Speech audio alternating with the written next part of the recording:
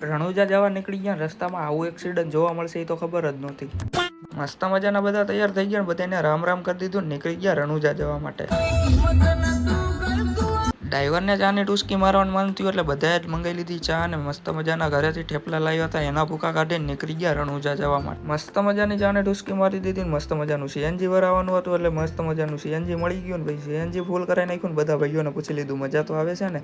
બધાએ મસ્ત મજાની હા પાડીને નીકળી ગયા રણુજા જવા માટે. ગાડીમાં બાકાજીકી બોલાવતા 120ની સ્પીડમાં આવી ગયું સનસેટ, મસ્ત મજાનું સનસેટ પોઈન્ટ આવી ગયું એટલે મસ્ત રીતે ફોટા શૂટ કરી નાખ્યા, વિડીયો શૂટ કરી નાખ્યા, નીકળી ગયા રણુજા જવા માટે.